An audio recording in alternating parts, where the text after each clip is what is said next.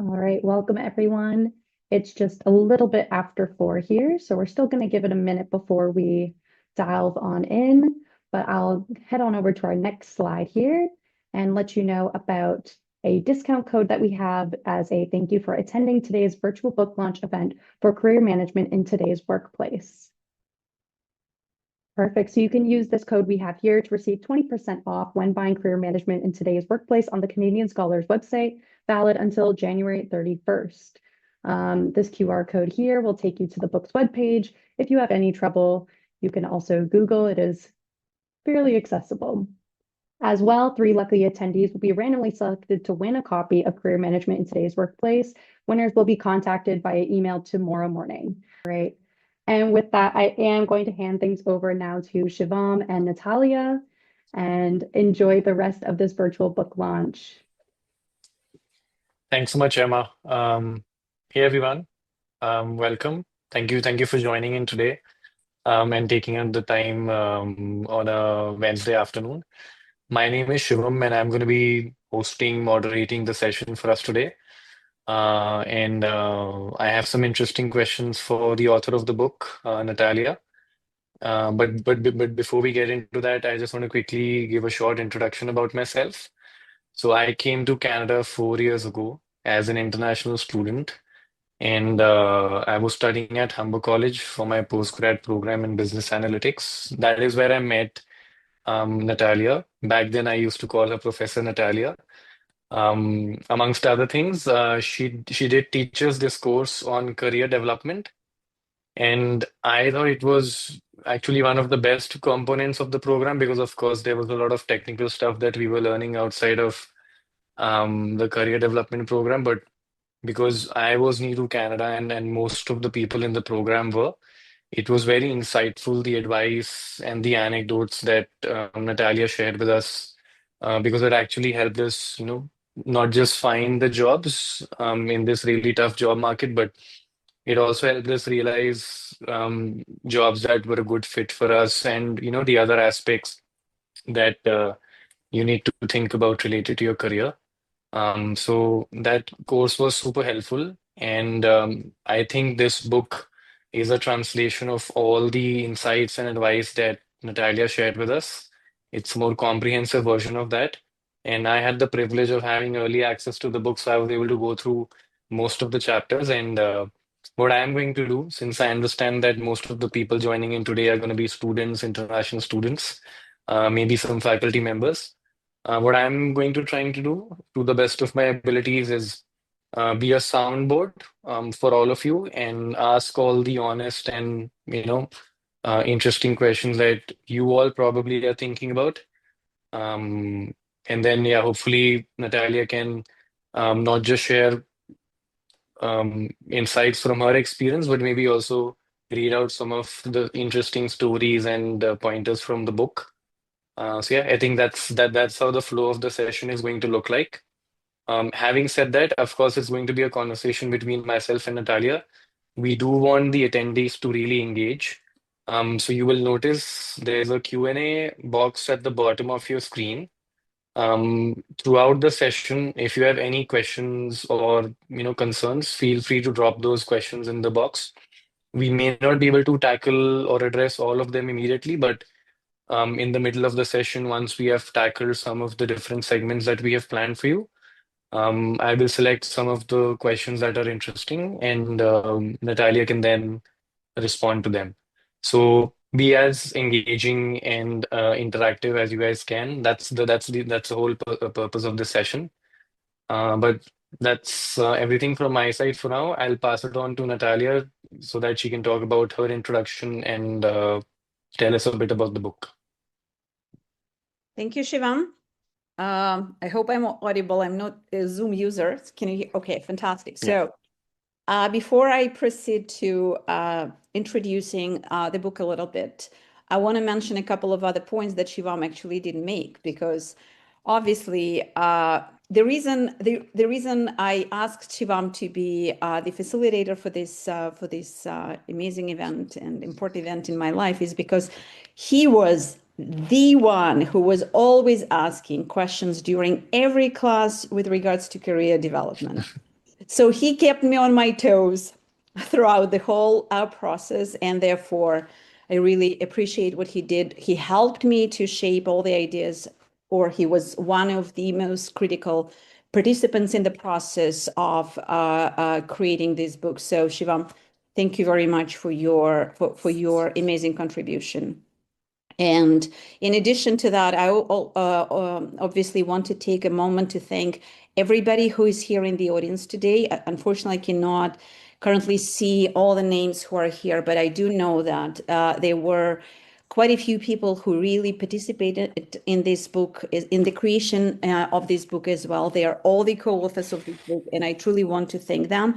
All my students from Humber College, all my colleagues who supported me through this process, all the peer reviews who did an amazing job when they asked me a lot of interesting questions and provided a lot of constructive feedback that helped me to create what I currently have as this book. And obviously, I want to thank Canadian Scholars Publishing House. Emma Melnick, I don't know whether she was able to join today, but she was the person who brought me to this idea and who helped me through this process from the very beginning until the very end. And Lindsay Malinovsky, as well as Emma Davis, who is here today, who helped me immensely in creating this book. Thank you very much. So if you don't mind, then I want to quickly cover just 3 questions and want to respond to each of those 3 questions with 3 main points. So why do I believe that I'm the right author for this book that we are talking about today? First of all, I always introduce myself to all my students as an international student myself, who came to Canada in 2011 and was able to rebuild Korea from scratch. So a lot of things that are presented in the book, I learned on the way and I applied myself and they worked for me. So secondly, I'm a strongly trained researcher with multiple degrees, and I'm trained in data and evidence, and I do strongly believe in data and evidence. Therefore, whatever claims are presented in the book are actually rooted into strong evidence provided by different researchers. Third, I'm an educator, a mentor, a coach who strongly believes in storytelling, and therefore the book is filled with real life stories. And again, a lot of people who are present here today and not present here today helped me to write those stories so that they become relevant to whoever will be reading this book. Second, what is it in you? What is it in the book for you if you're a student? In my students, like Shivam, like all other students who I taught within career development. Therefore, I knew they needed something very hands-on. And therefore, when I wrote that book, I wrote it as a hands-on resource, which doesn't only present the concepts and theory, but it's mainly uses lots of different guidelines, templates, examples, cases, and real-life stories. So these stories are the stories are shared by the people who are very, very similar to you. They represent exactly the students who we teach on an everyday basis. And therefore, I believe that when you read their stories, you believe that this is the way to go. Finally, throughout every chapter, you will find a lot of frequently asked questions, and my responses to them, or the responses that I co-created with different researchers. So most likely, if you have a question, you will be able to find a response to it in the book. The last point, what is it there for you if you're a faculty? And I do appreciate those faculty who joined the session today. I want to tell you, my dear colleagues, that if you want to ever use this book, I truly believe that it provides a strong foundation for a well-structured 14-week course that combines theory, evidence, stories, and cases. So you can adjust and tailor it depending on who you have in the audience and how much of evidence, research evidence versus stories you would like to talk about. In addition, you have all faculty resources that are required for teaching such a course. Slides for every class, teaching notes for every case discussion, quiz pools, assignment templates, and so on. And the last point here is because, again, I strongly believe in case discussions. I use them through every course that I teach. In this book, and that's what differentiates my book from other books, is that in addition to multiple stories from different people, there is a longitudinal case presented after each section of the book where I talk about one specific student who arrived in Canada a few years ago, studied his path from scratch, and got to a few promotions in Canada. So this ability to track the story of one person throughout with teaching notes would help you in teaching process immensely. So these are a few things that I wanted to make as my introduction. Shivam? Perfect. Sounds great. Cool. We can jump straight into it. And hopefully the next 50, 60 minutes are going to be packed with insights and super relevant questions that I have prepared for the author of the book. First things first, let's create a foundation for the different topics that we're going to be talking about later that stem from the book. I want to talk about the job market, Natalia.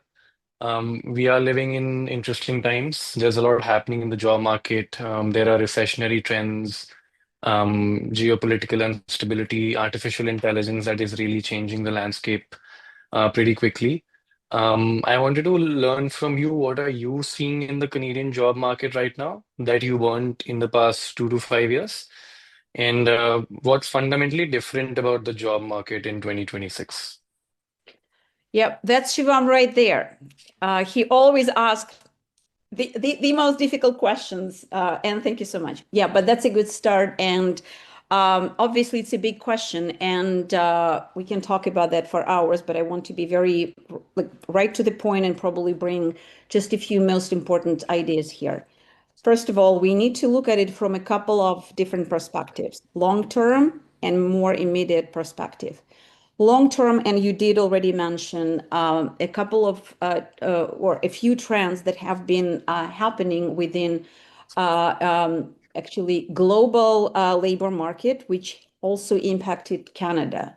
What am I talking about? Obviously, overall technological development and the speed within which it's happening, including artificial intelligence. The development of a completely new type of economy, which is gig economy, right? So these trends and a few others impact the world of work around us immensely. And we don't want to talk about this from a theoretical perspective. We want to bring it down to each individual who is here in the audience or will be reading the book.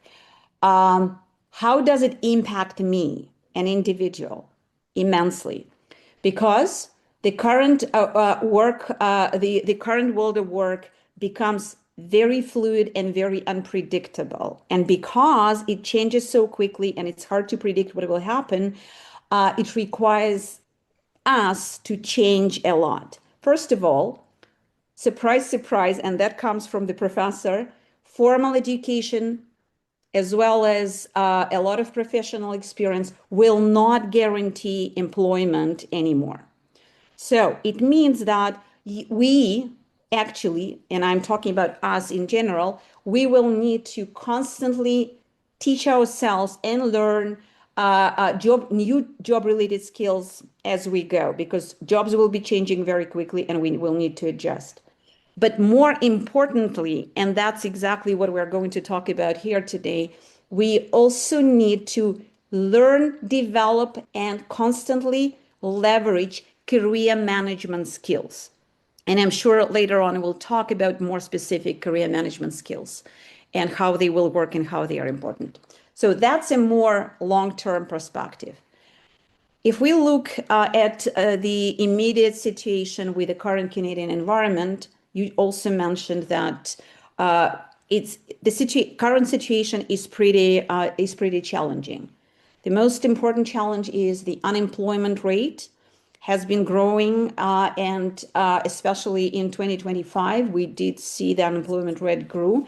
And of course, it varied depending on an industry, depending on a province. But in any case, what we saw that mainly younger people were impacted by that higher rate. The last couple of months, we do see that the unemployment rate changes a little bit. We do see more job openings coming in. That's a good news. Can we say that we can foresee it in the upcoming future? We don't know. Why? Because we are in a very unpredictable economic situation, and also we are very uncertain about what is going to happen with trade and tariffs with our main economic partner, which is US, right? So that's additional stress.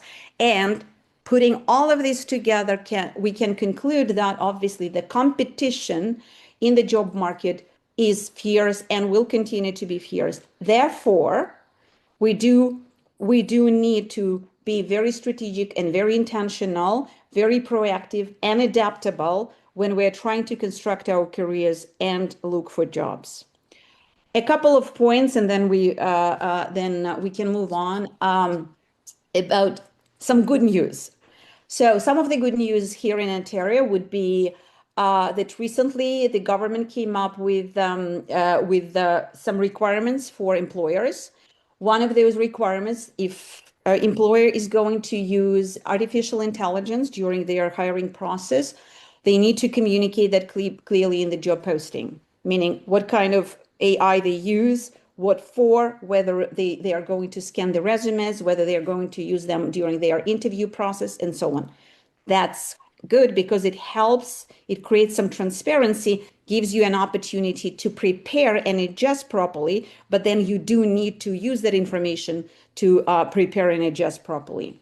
Another good news that employers will be required to provide feedback to every job applicant within 45 days from the job application. So it means that now again we can expect a little bit more transparency, and hopefully within that feedback that they will be providing, they will provide some actual feedback that will help us, will help applicants to learn from their job interviews and application process.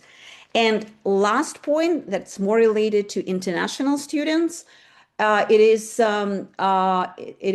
like finally government bans or does not allow employers to put Canadian experience as a requirement for a job.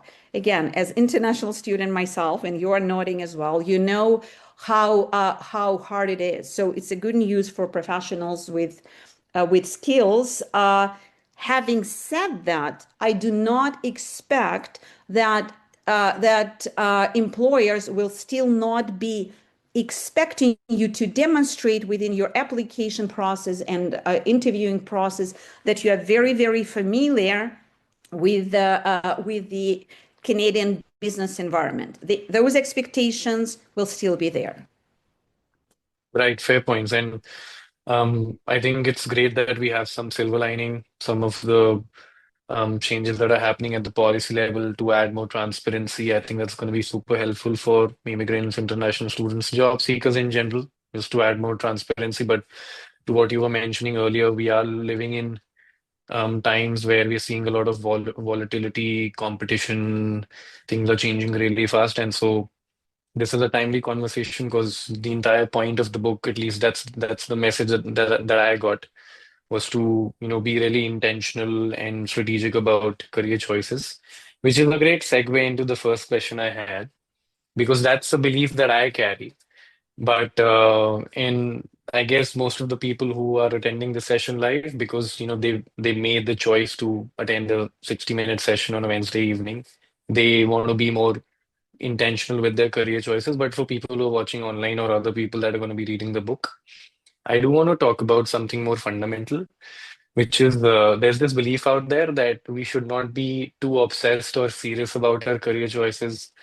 People say things like, take it easy, it's all going, everything's gonna work out, it's gonna fall into place eventually. And I have personally heard that from friends and family when I talk to them about my career trajectory when I've had some concerns and confusions.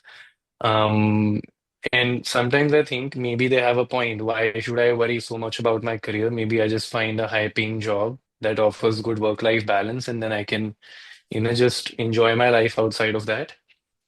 Why take the burden of being strategic and intentional with our choices, like you suggest in the book? And what's actually at stake if someone chooses to just go with the flow? Yeah, we've had these multiple conversations with you every time, and that's kind of this going back and forth. And I always say, and you did use that word again when you said that a lot of people refer to this burden of being strategic, because I, as you mentioned, see it actually in the opposite way. I strongly believe that there is burden on people who live their lives in general, but right now we are talking about the career management process, who are not approaching that process in a strategic, intentional, and proactive way. Why? Just let's look at it from a very like practical perspective. So if you're not putting, if you're putting some effort, you're still putting some effort into searching for a job or developing your career. But if you don't do it strategically, intentionally, proactively, and so on and so forth, you're not like you're not getting any output. You're not getting any result. Why? Because there are multiple people around you who do this in a strategic way, who do this in an intentional way, who plan, who are very self-aware, who plan, then implement that plan, act proactively, and we'll talk more about this. So who use all those career management skills that I talk about in the book, and I talk about 9 different ones. And when I came up with these 9 career management skills, I didn't come up with them on my own or just based on my own experience or out of the stories. They are all supported by quantitative studies. And one of the most recent studies in Canada that was trying to identify the most critical factors of success for immigrants who come to Canada and land their jobs. Guess what? That study came up with the conclusion that number one factor that contributes to an immigrant landing a job within the first 9 months arriving in Canada is coming up with a very clear strategic plan. Okay. Another career management skill that I talk about is collaboration on career development. And in the book, I share a fascinating story. When I heard that story, I was fascinated myself. This story is about Rachel. Rachel is in her 40s right now. She's a happily married mother of 5 children, but she's also a very successful executive in one of the leading Canadian banking institutions. But when by 19, Rachel lost both of her parents to cancer, and she had to become a guardian to her younger sisters and the mother to the youngest sister. So in addition to that, in a few years, she herself was diagnosed with cancer and had to fight the disease, which she did. So throughout her entire career from the very beginning, she knew and utilized successfully this collaboration on career development. How? She always surrounded her and collaborated with many successful women who acted for her as mentors or sponsors, and she always would work with them to craft her career path exactly the way she wanted. So that would be an example to refer to the conversation.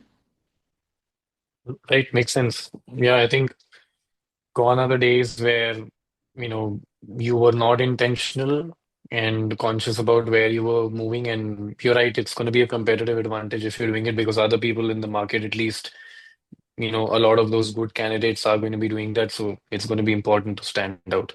Okay, perfect. Um, let's jump into some of the chapters now. And I know you talk about the different components of the job search strategy. I want to start with the most important document, in my opinion, which is the resume. And it's almost funny to me that a resume being, such a talked about topic, and it's, that that one piece that you definitely have to submit for every job. Even after that, even after so much information out there, people tend to get it wrong. And you know, in today's competitive job market, I just think that a poorly written resume is no excuse, given all the options that we have out there. But what do you think are people getting wrong about their resumes, and what does a truly differentiated, standout resume look like? Let me start with just a short extract from the story. That's one of the stories from one of the students. One day in September, I got a notification about an open position at a meal kit company. Interestingly, I had applied for this position a few months back, but I hadn't heard from the company. This time I said to myself, what can I do differently to get them interested? I spent a couple of days looking at the position description, and reflecting on any hints that would help me understand what they're looking for.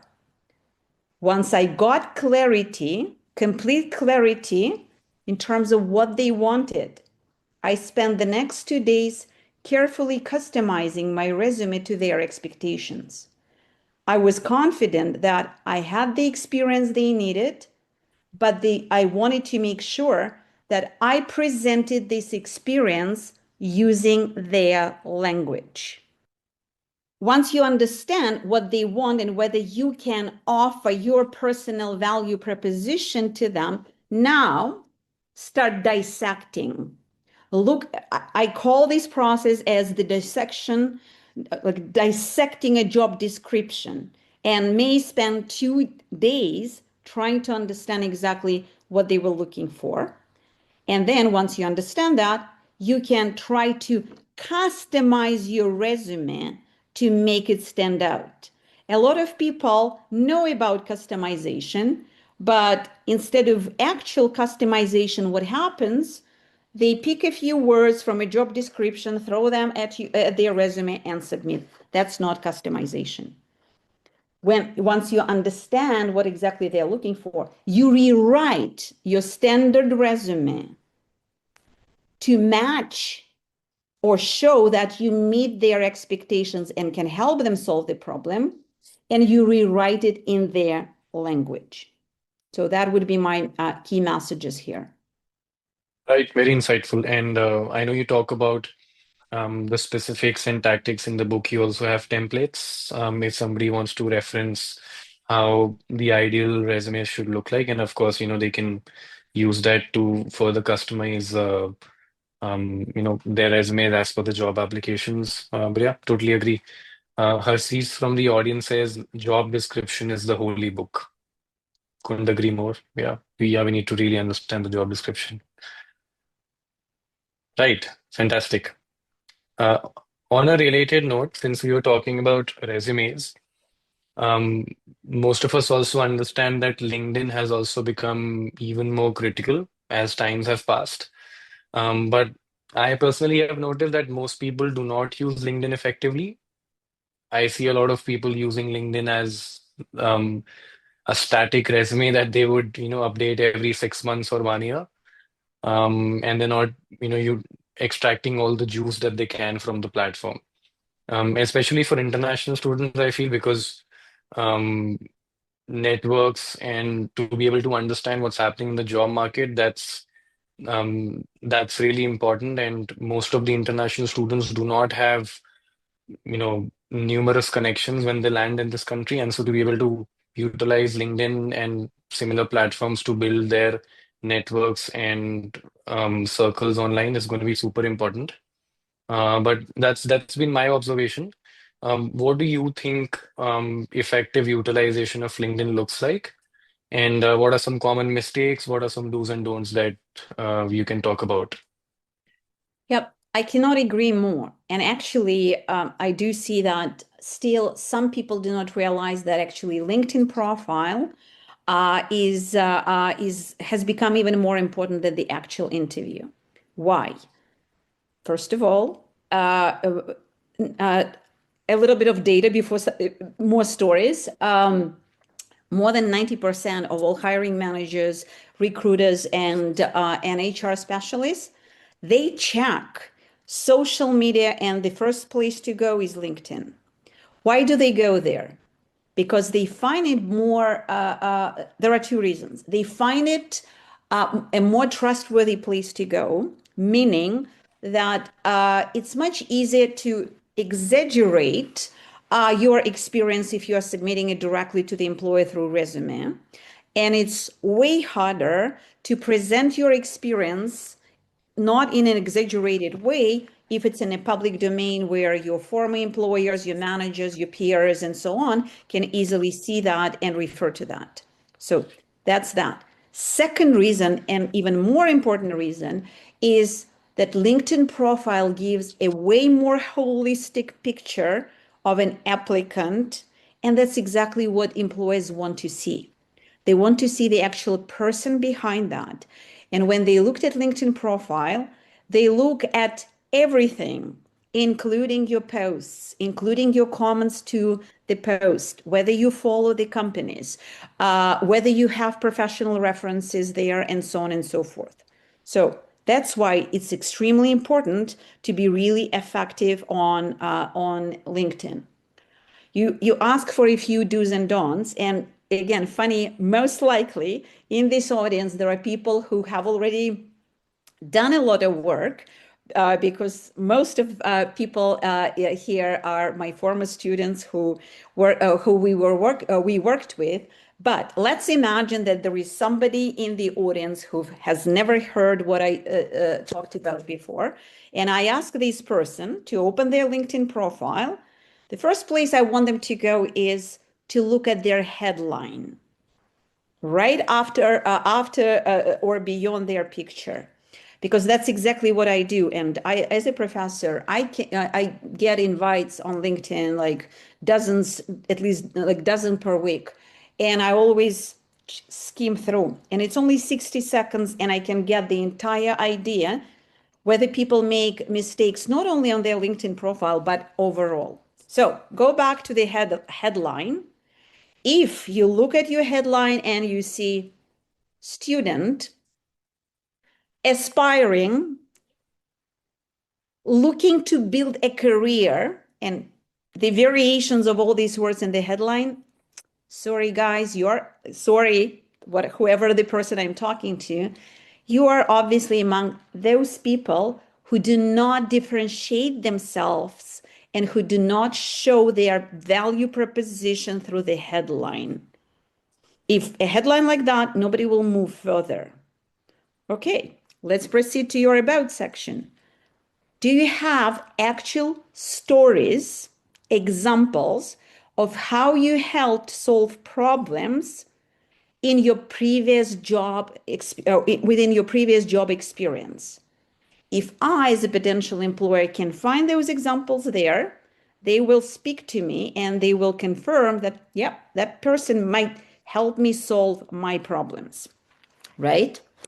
And the same thing is related to, the same advice is related to work experience. If you speak about your responsibilities as opposed to your achievements and actual results, not helpful. A few other things. Look, do you post? Do you comment on the posts from the people you want to connect with?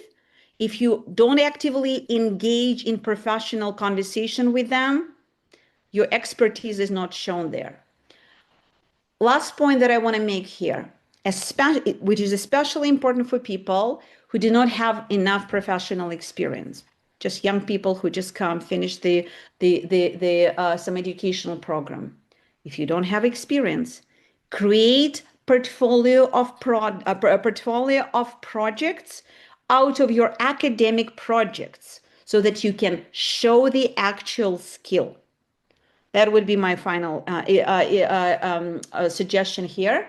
And in the book, I do talk about Mina, a young female who arrived in Canada a few years ago with 1 year of professional experience, mainly obtained within internship. Guess what?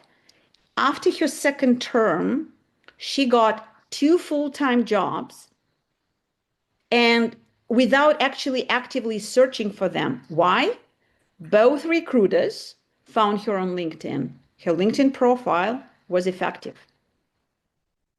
Plenty of takeaways for everyone who's attending and people who are watching online. And I can personally attest to all the things that you talked about, Natalia. It's been a game changer just having a well put together LinkedIn profile, makes way for all those inbound opportunities to come your way. So yeah, fantastic. Okay, so we talked about the resume, we talked about LinkedIn. Before we jump into the other traditional components of the job search strategy, I do want to talk about chapter 10 from the book that talks about creative application strategies. And this also connects to what we just discussed initially about how artificial intelligence is really changing how people look for jobs and apply to jobs.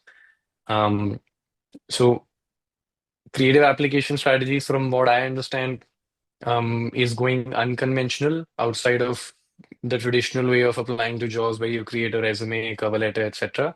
You go the extra mile.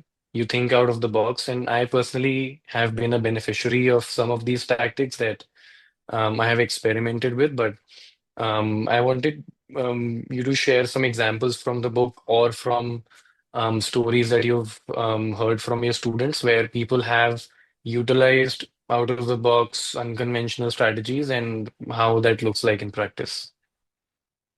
Yeah, that's an amazing thing. And I want to start with another incredibly inspiring story about one of my former students. During her academic break, she was looking for a survival job because she needed to make money. And she found a job posting on Facebook. And that job posting was for a position of a kitchen helper in a restaurant. So she reached out, she was invited for an interview. She came and she talked with the restaurant owner. And during that conversation, she found out, the student, May, found out that the restaurant owner was struggling a lot with operating costs. They were always very high. And because May had immense experience in operations management and supply chain, she listened attentively, she asked questions, and then she actually suggested some ideas how this can be resolved within the restaurant. Guess what? Instead of a kitchen helper position, she got a position of an assistant manager, which was created for her. And then when she shared this story with my students in the class, I think you were part of that discussion at that time, and she said, "Guys, do not wait for any openings. Just create one. Create positions for you." That would be one of creative approaches. Another one, if you don't mind, I want to refer to my own experience and to my own creative approach, which I find is still innovative, though I used it for the first time 12 years ago when I was looking for my first job. And I call this approach as help a potential employer experience what it will look like and feel like if you already work for them. What do I mean? Let me briefly describe you the situation. Here I am looking for a first job.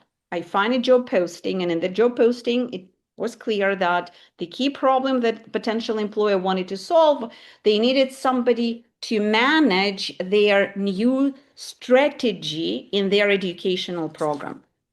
First thing I did, I found that strategy, and it was a document of 155 pages. I still remember that.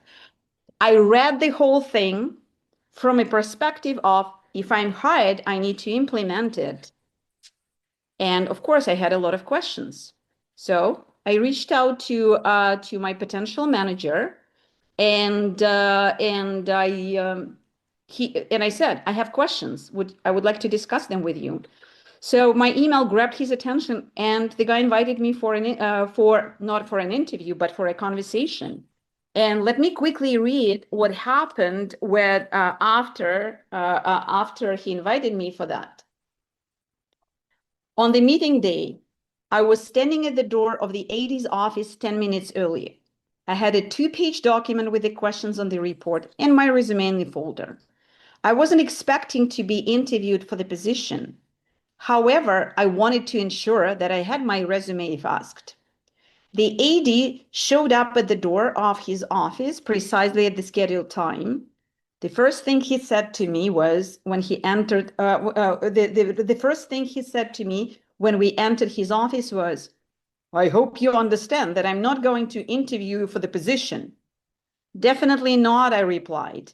I'm going to interview you about the strategy that you developed. I pulled out a list of questions and the conversation began. The more we talked, the more obvious it became to me that I had a strong personality fit with AD. I could see how passionate he was about his project and how much he cared about its success. The more questions I asked, the more excited he got about the content of our discussion. What started as a meeting between two people who had just met for the first time turned into a working meeting between two team members genuinely interested in the project's success. 5 minutes before the hour, when all the questions had been discussed, the AD asked, do you have your resume by any chance? I'd like to have a quick look. I pulled out my resume. The last thing that the AD said before I left his office was, I hope that you would apply for this position. I don't know who else will be in the application pool, but it would be great to see you among them. 2 months later, I worked for AD, and it was one of the best professional experiences I had.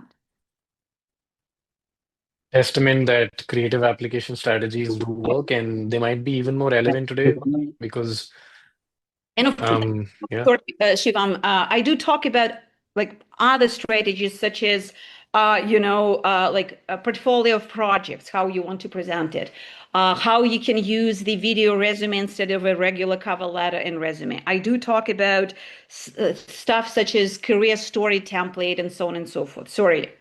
Obviously, there are many more that I talk about. Sorry. Yeah, no, 100%. And I was intrigued by some of the other strategies that you talked about, like video interviews or video applications. I think they are seeing a lot of surge in today's market, but amazing creative application strategies. Great. I now want to talk about the aspect of the job application process, which is daunting for most people, and I'm referring to interviews. Um, and I think a lot of people find it daunting because unlike resumes or writing cover letters or updating your LinkedIn profile, you can take your time, you can refer to the internet. There's nobody standing behind you critically examining what's happening. So you can take your merry time and do it at your own pace. Versus in interviews, you are actually talking to that person. They are actively assessing you, and you have to think on your feet. You have to be spontaneous. And I think that's very unnatural for a lot of people who haven't done that a lot, especially people who come from a more technical background and are applying for more technical roles. I think a lot of them spend most of their time preparing for technical interviews and assessments. And especially for Canada, I feel that um, from the experiences my friends have had, they do care about your personality fit and answering those behavioral questions effectively. So yeah, interviews. How do people effectively prepare for that? Similar pattern. Why do you think it's important to practice interviews when someone doesn't even have one coming up? All the great points that you made, and I'm trying to be mindful about the time because there might be questions from the audience. But what I want to mention here, and again, I'll try to be right to the point, maybe with a couple of stories, short extracts. So first thing, you need to think about interview from a totally different perspective. Try to reconstruct an interview to a conversation that you will have with your potential employer. Why is it important? First of all, then you will be definitely less stressed and more prepared, like all these things that you referred to before, because when you come for a conversation with lots of questions, you at least partially control the flow of the conversation, and they can see how invested you are, how much research you've done, and they see that potential additional value that you want them to see without just responding mechanically to all the questions that they prepared for you, right? So in addition, when you have a conversation, obviously you show your expertise, professionalism, but you also have an ability to learn about your manager, their style, the way they communicate within the team, and so on. So the ability to turn this an interview into conversation is critical. And if you don't mind, much shorter extract from the book. What I'm proud, that's a story about another student. What I'm proud of is that I turned both interviews into a conversation. I did a lot of preliminary research on my interviewers, their career paths and experiences.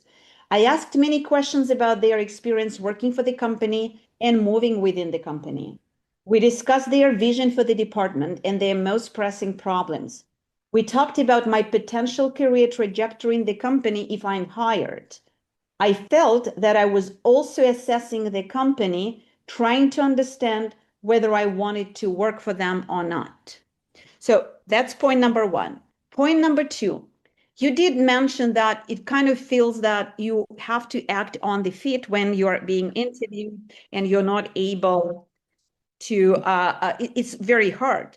That's why the key to this is preparation. I can repeat that word multiple times. Preparation. Preparation matters, and therefore, obviously, you need to be prepared for different types of interviews because they require different skills, different abilities, different type of behavior.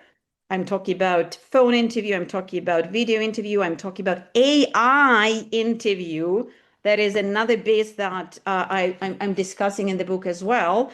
At the same time, you do need to understand what you need to do prior to the interview, during the interview, and after the interview, so that you have a great impression on, or leave a great impression on the employer. Another thing, I want to go back to the strategy that I suggested. During the interview, help employer to understand how it will feel if they hire you and you work for them. Make sure you show during the interview. And I want to read a very short extract from Arjun's case. Do you remember I said I have 5 longitudinal cases about the same person? And that's a little bit of his experience. I'll try to shorten it, being mindful of the time.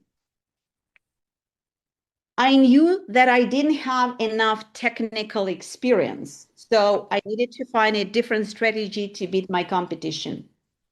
I was trying to ensure that I did whatever else I could to show my personality and attitude.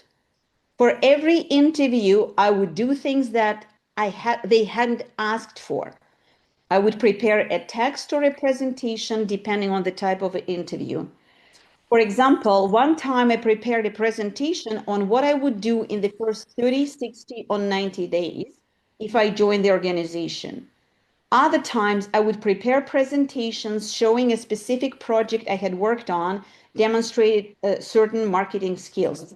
And he describes many more things that he had to do within a 6-round, 6-interview while he was hired for this position. And when he talked with his manager actually told him, "We know you don't have enough technical skills, but we did hire you for your personality and attitude." Fantastic. Oh, that's great. And I think it's a great time to take some questions from the attendees. Firstly, I want to congratulate everybody for sticking around. I see 21 attendees who are with us, and we are 52 minutes into the session. We're probably going to be a little bit over time, but as long as we are able to derive value from it, why not? So, Natalia, the first comment and question from an anonymous attendee, they say, so great to hear all the advice. I already ordered the book and I'm so excited to read it. Their question is, what are the common mistakes that people make when writing cover letters? Fantastic question. I do talk about traditional cover letter within the book, in addition to creative approaches to cover letter. So obviously, extremely generic cover letters. When I normally look at them, I kind of say, like, you change your name, your name, the name of the company, and it can belong to anybody else. So there is no story behind cover letter. There is no personality behind cover letter. A cover letter is a story of how you help previous employers and how you would be able to help your potential employer. And that's what people don't do. Generic, no story. Yeah, move on. Okay, fantastic. And the second question is from another anonymous attendee. They say, is it helpful or essential to email the employer after the interview, thanking them for the opportunity to interview? And what's the best way to go about writing that email? Oh, goodness. That's a must. It's not just helpful, it's a must. If you don't do it, they may, even if they probably made a preliminary decision, they may decide not to, because that shows the level of professionalism. And I've talked to a number of HR people and hiring managers during the process. That's exactly what they said. It's a must. And obviously, within the book, there are examples that give you an idea what you can say and what you can reiterate. You can reiterate some of the points that you discussed. You can reiterate your interest and commitment to the position, and so on. Yeah. Perfect. Fantastic. Okay, I want to jump back into the questions that we had originally planned. Mhm. And now I want to talk about the buzzword, what everyone's talking about and thinking about even in their dreams. I'm talking about artificial intelligence. And I know that you've touched in your book about how not just AI, but other technological advancements are changing how people are navigating careers. Employers are using AI to screen candidates. Job seekers are using AI to craft their resumes, find jobs, practice interviews, and things like that. Now, what's happening is that a lot of people are using AI, but maybe they're not able to use it effectively and really stand out, and which is leading to a flood of really generic applications. So what do you think about, or rather, what should someone actually think about using AI when they're looking for a job in 2026? What's the right way to use AI in your experience? Yeah, great question, Shivam. And I do talk in multiple parts of the book about AI, and I touched upon that before when I talked about current trends and how they change the work environment. So we don't need to talk about that. A couple of very quick points, because again, I'm trying to be mindful about the time, and I can see there are more questions coming from the audience. So you know that a lot of employees are currently using AI for their interviewing process, right? So you need to make sure that you prepare for the AI-led interviews.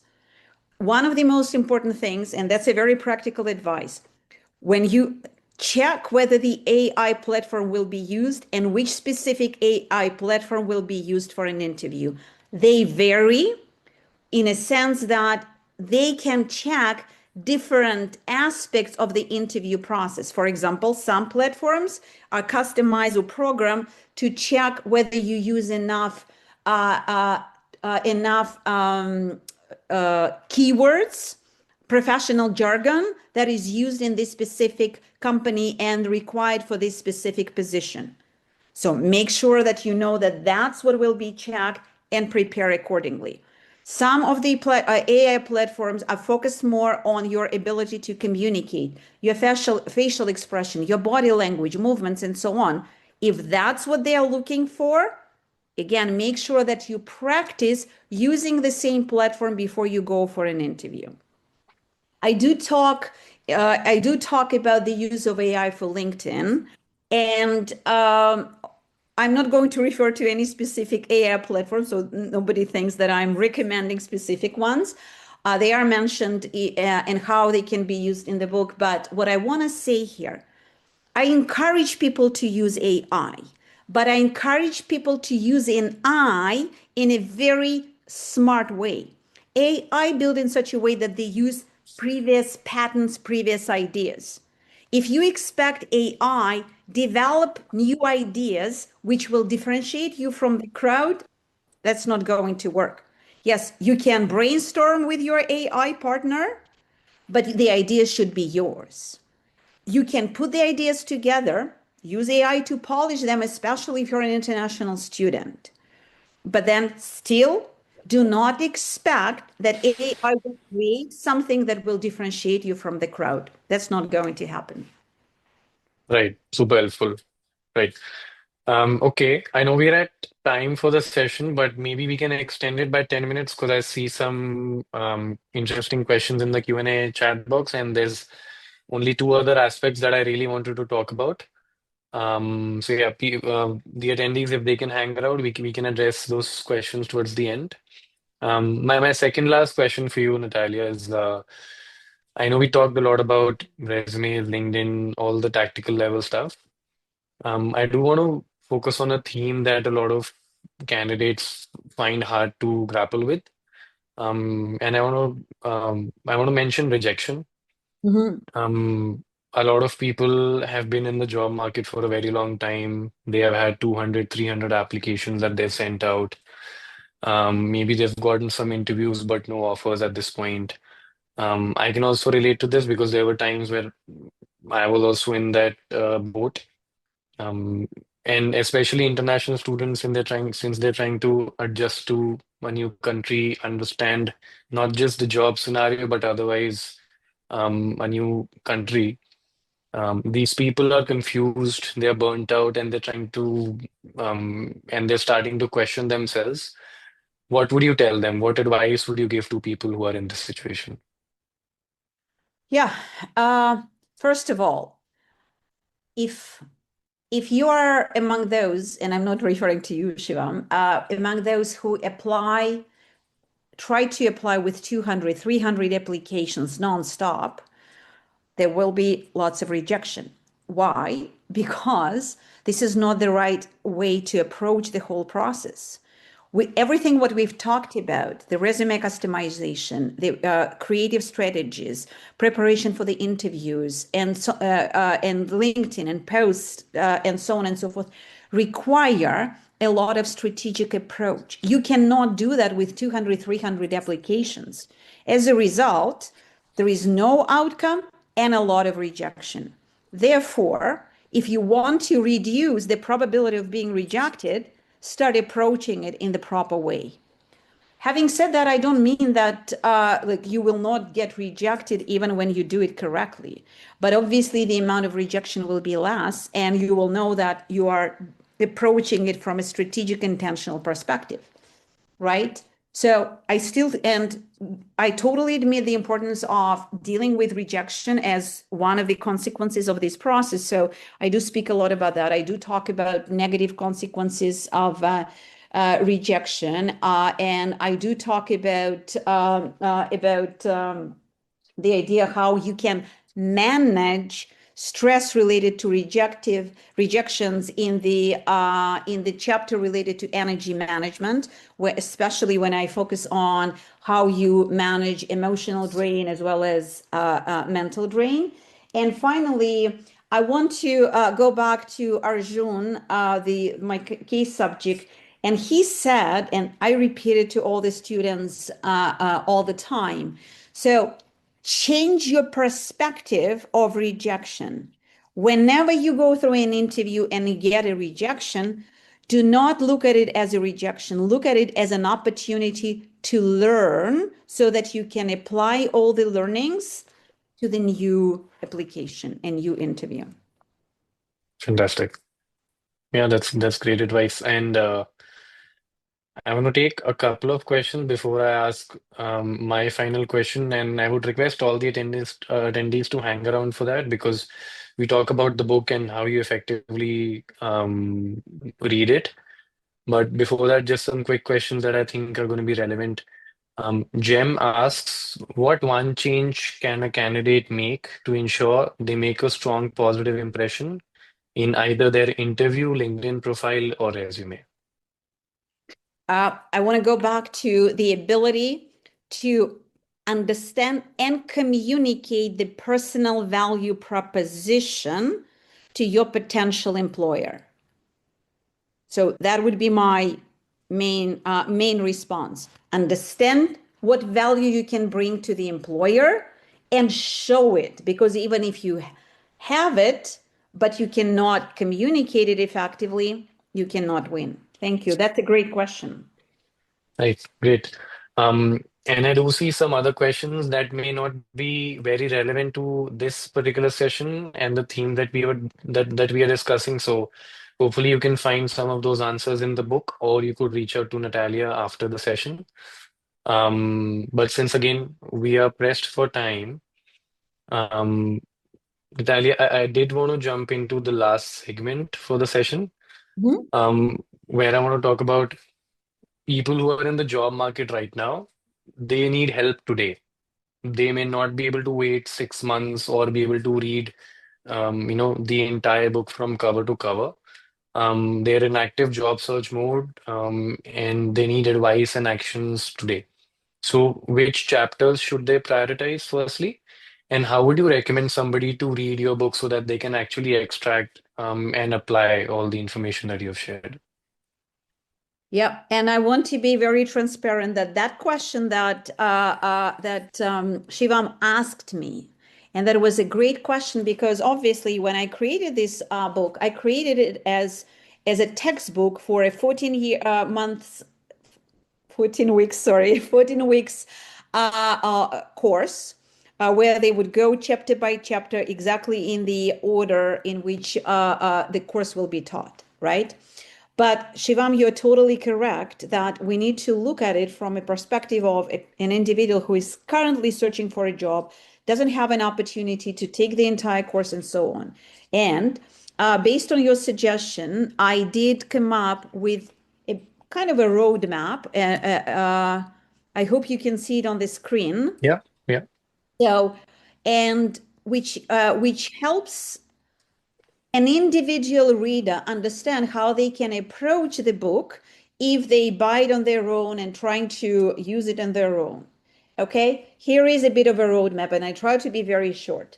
Start with chapter 4, career fit, because it will help you to narrow down and come up with a list of the companies that you want to focus on to avoid the whole idea of applying with 200, 300 positions, and read it together with chapter 3, because that's the chapter about SaaS storytelling. People underestimate the value of a proper SaaS storytelling that I described in detail and provide a lot of examples and templates in chapter 3, because it helps them to build the foundation for coming up with personal value proposition, create and optimize LinkedIn profile, prepare for informational interviews and actual job interviews, in addition to cover letters and so on. Once you cover chapter 4 and chapter 3, go to chapter 5, because it speaks to personal value proposition. And that's the key to success. And I mentioned that multiple times. And that's what you want to understand, how you understand your own personal value proposition and how you communicate it to your potential employer. Then jump to chapter 7 and chapter 9 simultaneously. LinkedIn profile and standard resume, work on them together, because while you're doing it together, it will benefit both processes at the same time. Okay, so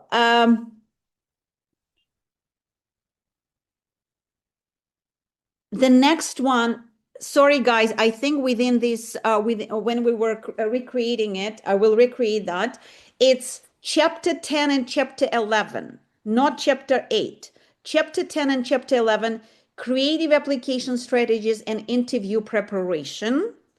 Because again, it will help you to understand how you can differentiate yourself and how you can beat competition during the interview preparation. And truly, if you don't have more time, you can stop reading here. If you have enough resources, time, and abilities, then read chapter 8 to prepare for informational interviews, because informational interviews are massive in Canada. They're extremely important. And especially if you're an international student and newcomer and new immigrant, you need to focus on informational interviews. And again, to ensure that you can manage your energy and avoid burnout, for fun, read chapter 13, the energy management, to help you sustain your emotional energy and sharpen your mental focus. So we'll make an adjustment accordingly. This document will be shared on the book's web page to ensure that anybody who is buying it individually can follow this guideline, this roadmap. Awesome. Yeah, I think that's all the time we have today. I personally felt, Natalia, the last 60 minutes were packed with a lot of insights and information. And I'm sure the book offers a lot more detail, on some of the themes that we talked about and so many things that we didn't have time for. But thank you so much for sharing all of this information. I personally learned a lot, even though I've gone through the book and I've attended your courses in the past. But it was a great refresher for me, and I hope the attendees were able to derive a lot of takeaways from the session. I do want to quickly apologize and say we won't be able to take all the questions just because we are really short of time. But again, if you have any other specific questions, I think they can reach out to you, Natalia, on your email if they want to discuss specific themes. And then, of course, buy the book to gain more information. So yeah, thank you so much for joining. And I think that will be all for today. So thank you so much. And thank you again, Shivam. Thank you again, Emma. And I would like to really express my sincere appreciation to anybody who joined the session to support me in this process. I truly, truly appreciate your support. Thank you so much. Perfect. Have a nice night, everyone. Thanks. Bye. Thank you. Bye-bye.